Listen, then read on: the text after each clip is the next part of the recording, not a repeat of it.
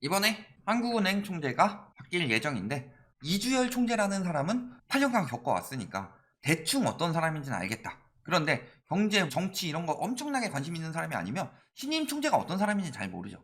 그러니까 시작부터 이미지 만들고 프레임 씌우고 있다. 근데 전혀 달라질 거다. 왜냐면은 그렇게 프레임 씌워가지고 저 사람은 비둘기파예요 라고 이야기를 해놓으면 그래? 그럼 금리 인상 조금 더 늦춰지겠네? 그런데 미국 보니까 3월에 0.25% 금리 인상했는데도 막 주식 좀 오르더라. 왜? 불확실성이 사라졌으니까. 이런 식으로 자꾸 유도해요. 그런데 보면은 불확실성 사라졌죠? 하고 한 2주 정도 오르면서 털어먹고 그 다음에 쭉 빠지죠. 그런데 그 불확실성이 더 없다. 비둘기파다. 그러니까 대출 풀어줄 때 집 사라. 이런 식으로 지금 연동하기 위해서 수쓰고 있는 거죠. 새로운 하는 총재로 이창용 국장을 지명했다. 교수 부위원장 이런 것도 쭉쭉 하셔서 이야기를 했어요. 그랬더니 맨 처음에 나오는 말이 뭐예요? 일단 부정적으로 바로바로 까죠. 지금 언론이 굉장히 편파적이죠. 저희가 지금 문재인 정부를 편들고 윤석열 정부를 까고 이게 아니라 문재인 정부도 깔 건 까고 윤석열 정부도 칭찬해 줄 거 있으면 칭찬해 주는데 그게 안 되니까 그런 거고 언론의 스탠스가 너무 거짓말을 많이 하게 되니까 우리가 그렇게 보일 뿐이에요. 언론이랑 다른 말을 하고 있으니까. 근데 잘 보세요. 시작부터 하는 말이 뭐냐? 윤석열 당선자가 뭐라 그래요? 매도인이 짓고 치는 건 잘 안 하지 않느냐? 매매 계약에서 대금을 다 지불한 상태고 명도 뭔가 부동산 있어 보이는 척 하려고 하는데 사실은 매도인은 보통 집 고쳐서 내놓죠. 그리고 팔려면 또 집 고쳐주는 경우도 많죠. 전월세 놓는데도 올수리하고 도배하고 다 하죠. 예시를 잘못 들고 있어요? 그건 그렇다 칩시다. 그러면서 뭐라 그래요?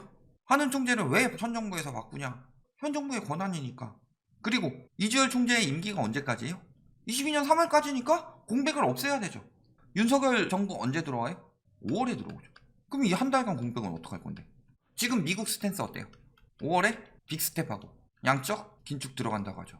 지금 세계적으로 금융시장이 굉장히 빠르게 변하고 있는데 예를 들어서 제가 삼국지 좋아하니까 적벽대전 하고 있다고 칩시다. 조조가 이만큼 있고 오나라, 주유 이런 애들이 가지고 있는데 막 이렇게 지금 언제 쳐들어 내려올지 바로 진짜 눈앞에 와가지고 탐색전만 하고 있어요. 곧 있으면 쳐들어갈 것처럼. 그런데 주유가 갑자기 불려와야 돼요. 그럼 다음 사령관 빨리 임명해야 되죠. 한 달 정도에 무슨 일 있겠어? 하고 냅두면은 지휘관 없는 이 군대는 망하죠. 금융 전쟁이다.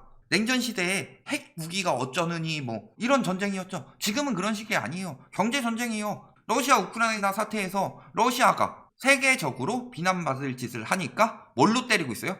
옛날에 막 전쟁하고 싸웠죠. 그런데 우크라이나 전쟁에서 막 전쟁으로 이제 싸우나요? 경제적으로 규제 때려버리죠. 중국이랑 미국이랑 계속 대립하고 있어요. 뭘로 싸워요? 위중 전쟁이에요? 위중 무역 전쟁이죠.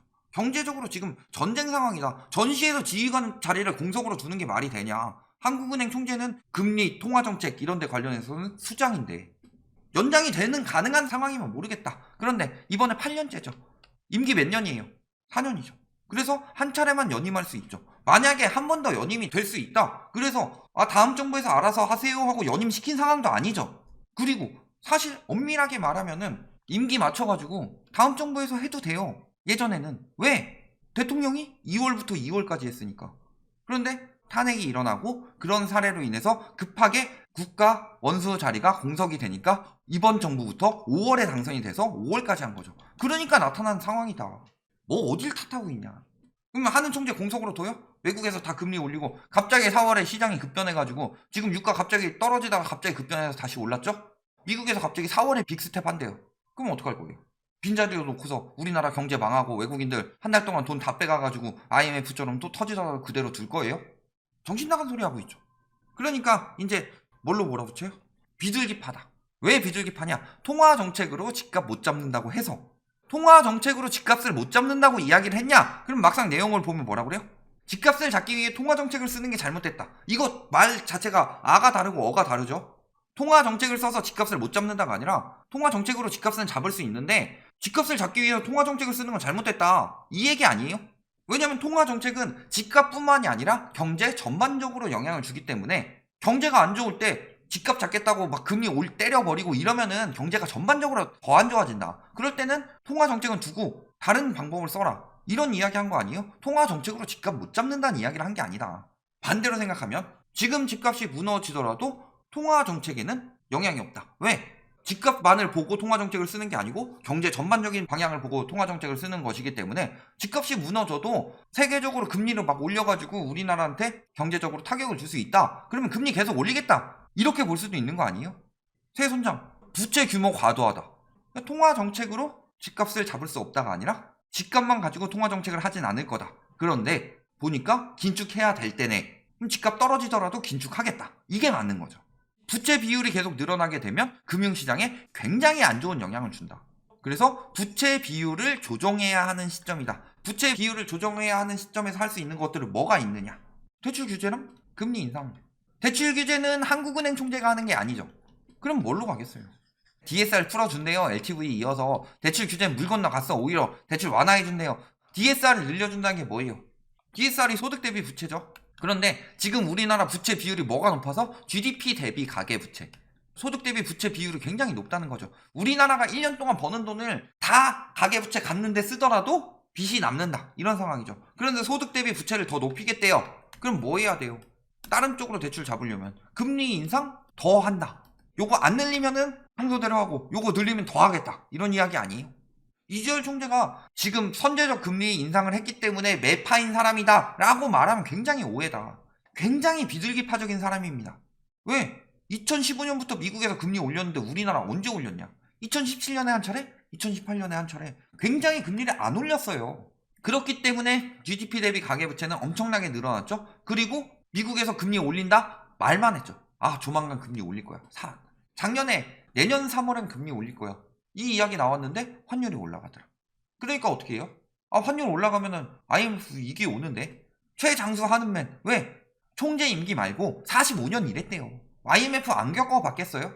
근데 그때 딱 환율 올라가면서 빠지는 징조들 나오죠. 냅두면 큰일 나겠다. 그러니까 선제적 금리 인상 들어간 거예요. 나가면서도 뭐라고 하고 나가요? 마지막 메시지는 추가 금리 인상. 이 비둘기파였던 사람이 미국에서 엄청나게 올려도 안 올리던 사람이 그만큼 위기라는 거예요. 랩하고 비둘기파고 가릴 때가 아니다. 얼마나 올린대요? 작년 9월에 올해 그렇게 많이 안 올릴 거라고 그랬어요. 하반기는 돼서 올린다고 그랬죠. 작년 12월에 뭐라고 그랬어요? 3월 금리 인상하고 몇 번 올린다. 그러다가 한 2월쯤에는 올해 7차례? 9차례 연속. 그런데 러시아 우크라이나 전쟁 터지니까 이거 불확실성이 생겼다. 금리 안 올릴 것이라고 막 언론들이 심리 조장했죠. 근데 파월이 딱 3월 회의 끝나고서 뭐라고 그랬어요? 10에서 11을 올릴 것이다. 양적 긴축 하반기에 하기로 했었는데 5월로 당길 것이다. 연준회의 끝난 뒤에도 뭐라고 그랬어요? 얼마 안 있다가 인플레 생각보다 너무 심한데 빅스텝 해야지 5월에. 지금 이 이야기 하고 있어요. 이 상황에서 하는 총재 자리를 공석을 두고 다음 정부 인사에 맞는 사람을 둬야 한다느니 혹은 비둘기 파이니까 별로 금리 인상 안 할 거라느니 이런 소리가 나와요. 입 밖으로. 유가 또 올라가고 있습니다. 올해 200달러 이야기 했는데 한번 떨어지고 다시 올랐어요. 그런데 이제 뭐라 그래요? 250에서 300달러 이야기 나오고 있죠. 러시아가 석유 시장에서 빼고서 아예 그건 감산된다고 생각하고 계산하는 사람들이 생겨나기 시작했어요. 러시아 디폴트도 머지않았고. 유가 올라가면 뭐 올라가요? 물가 올라가면 또 뭐 올라가요? 또 금리 올라가는 거예요. 물가가 올라간다는 거 상대적으로 화폐 가치가 떨어진다는 거죠. 근데 물가가 너무 많이 올라갔다라는 것은 떨어지는 화폐 가치를 덜 떨어지도록 화폐 가치를 올려야 된다는 거죠. 그런데 화폐 가치는 뭐를 중심으로 가요? 미국에서 배럴당 달러로 계산하죠. 그러니까 달러 화폐 가치가 올라간다는 거예요. 달러 화폐 가치가 올라가게 되면은 다른 나라들은 선제적으로 먼저 대응을 해야 되죠. 우리나라 지금 환율 어떻게 되고 있냐? 1240원 찍었다가 좀 떨어졌다고 안심할 때가 아니죠. 그렇게 한 번씩 처분할 때는 있어요. 그런데 그 뒤로 계속 우상향하고 있죠. 달러 가치가 상승하니까. 주담대금리 엄청나게 올랐어요. 그러면서 지금 뭐 예대 금리차 너무 높고 대출금리 낮춰야 된다. 영끌족들 죽는다. 뭐가 높아요? 우리나라 주담대금리가. 우리나라 주담대금리 되게 낮아요. 기준금리에 비해서도. 예시 하나 볼까요? 3.85예요. 1월 기준으로. 근데 우리나라 기준금리 지금 1.25죠. 미국 얼마예요? 이번에 한 번 올려서 0.5죠. 미국은 모기지 금리라고 하죠? 4.72%다. 우리나라 주담대 금리가 높아요? 예대 금리차 크니까 대출 금리를 잡아야 돼요? 아니에요. 문제는 예금 금리지. 대출 금리 더 올려야 돼요. 예금 금리도 더 올려야 되고. 예대 금리차를 줄이려면 예금 금리를 올려야지. 대출 금리 아직도 저렴해요. 그러면은 앞으로 한국은행의 스탠스는 어떻게 정해지느냐?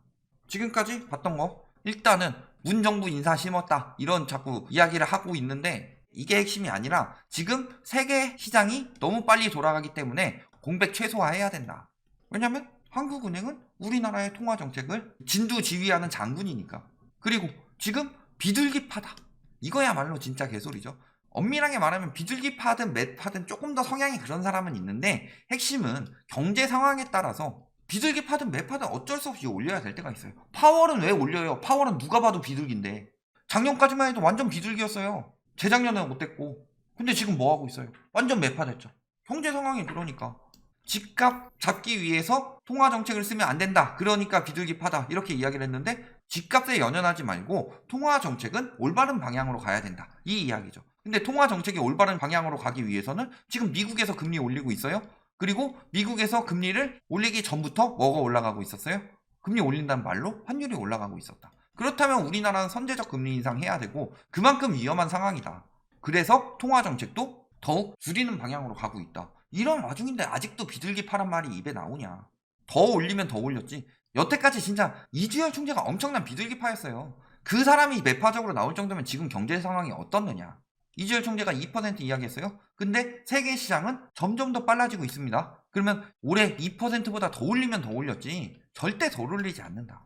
여기까지 알아두시면 되겠습니다.